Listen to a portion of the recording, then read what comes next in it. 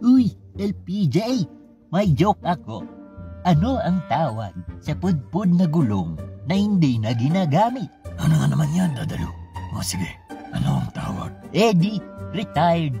O sige, ako naman. Ano ang sabi ng isang PET bottle sa na-recycle na PET bottle? Ano? Bote ka pa. Pwede pa uling pakinabangan. Alam nyo ba kung ano pa ang pwedeng pakinabangan? Ang mga produkto na pwede pang i-repurpose. Ayon sa United Nations Development Program, ang repurpose ang paggamit ng mga discarded products o mga itatapong kagamitan para makabuo ng isa pang bagay na pakipakinabang. Kaunting gupit, pihit at modification lang at wala. May bagong gamit ka na galing sa mga luma. Alay, sasama kami dyan sa joke-joke na iyang. Ano ang tawag sa basura na mahilig mang insulto? Ano yun, paring Pio? De, trash talker.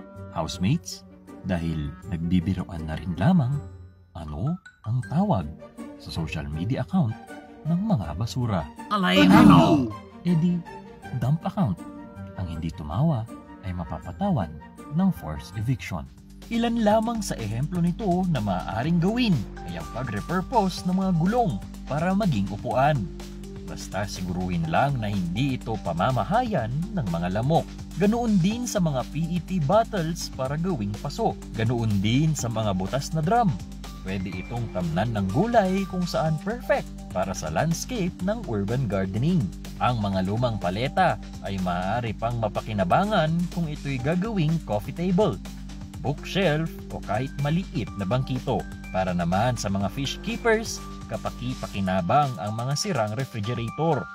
Pwede kasi nila itong gawing fish tank. Ang mga tarpaulin na ginamit noong nakaraang eleksyon ay pwedeng gawing seedling bag. Sa kapatagan naman kung saan may tricycle, pantaklob ito sa mga sirang upuan. Ang mga luma at butas na pantalon ay pwede ring gawing heavy-duty na apron o di na may eco bag pabalengke. Pati na rin ang mga retaso ng damit ay pwede pang pakinabangan ulit. Pwede kasi itong gawing basahan o doormat.